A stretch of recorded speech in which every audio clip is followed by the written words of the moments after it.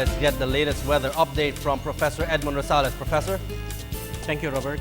NDRRMC officials in the Bicol and Eastern Visayas regions are now preparing for the possible super typhoon that could hit several provinces in their areas on late Thursday or early Friday. Good evening. Here is our weather forecast for tomorrow, Wednesday, November 6, and some update with the incoming tropical storm Haiyan. As of 4 this afternoon, the remnants of Tropical Depression Wilma, which is now only a low-pressure area, was now estimated at 190 kilometers northeast of Puerto Princesa City, Palawan, which is embedded in the Intertropical Convergence Zone or ITZZ. This low-pressure area is the one that's causing cloudiness and rains that we are experiencing right now over most parts of the country. Tomorrow, Mindoro, Masbate, Romblon, and Palawan will continue to experience cloudy skies with moderate to occasionally heavy rains and thunderstorms, which may trigger flash floods and landslides. Visayas and Bicol region will have cloudy skies with light to moderate rain showers and thunderstorms. While here in Metro Manila and the rest of the country, we'll continue to experience partly cloudy to cloudy skies with some isolated rain showers or thunderstorms. Moderate to strong winds blowing from the northeast will prevail over Luzon and Western Visayas, and the coastal waters along these areas will be moderate to rough.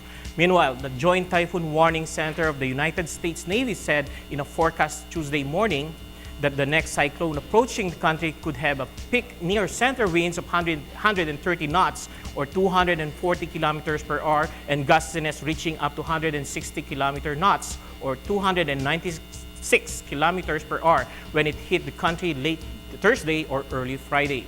At present, this tropical disturbance is still a storm with the international name Haiyan, but once it enters the Philippine area of responsibility, it will be named Yolanda. Since it is still outside the open sea and could continue to collect more moisture and energy, weather forecasters are expecting this to turn into a typhoon or at worst, over a super typhoon over the next 24 to 48 hours before Philippine area of responsibility. Pag-asa defines a super typhoon as one having maximum winds greater than 200 kilometers per hour. Remember, the most crucial period in monitoring an incoming typhoon is the time frame between the typhoon makes landfall. Based from its present condition, it could hit landfall over eastern Samar by Friday morning, moving west-northwest as it leaves passing through Mindoro by late Friday. Strong to gale force winds associated with a surge of northeast monsoon is expected to affect the northern seaboards of northern Luzon. Affected areas are Batanes, Calayan, Babuyan, northern coast of Cagayan, and the northern coast of Ilocos Norte. Expect the sea conditions on these areas to be rough to very rough with 3.4 to 4.5 meter high waves. Fishing boats and other small sea crafts are advised not to venture out into the sea, while larger sea vessels are alerted against big waves. And here is our 3-day extended weather forecast. Tomorrow and Thursday, Metro Manila will be partly cloudy to cloudy skies with isolated rain showers or thunderstorms, and cloudy with rain showers or thunderstorms are expected on Friday with average temperatures of 23 to 32 degrees Celsius.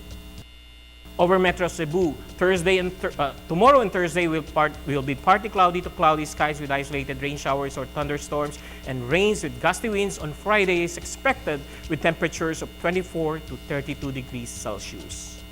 And over Metro Davao, tomorrow will be partly cloudy to cloudy skies with isolated rain showers or thunderstorms, and cloudy with rain showers or thunderstorms for Thursday and Friday with temperatures of 24 to 31 degrees Celsius. Tomorrow, sunrise will be at 7 minutes before 6 in the morning, while sunset will be as early as 5:26 in the afternoon. Robert? Professor, is there any chance for the present low-pressure area and incoming Typhoon Yolanda to merge or have an interaction?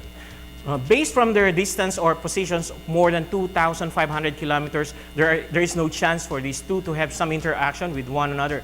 There should be at least a distance of less than 1,000 kilometers for these two to have an interaction, or what we know as the Fujiwara effect. We expect the low-pressure area to be out of the Philippine area of responsibility over the West Philippine Sea by tomorrow, and the incoming typhoon is expected to enter the Philippine area of responsibility by Thursday afternoon.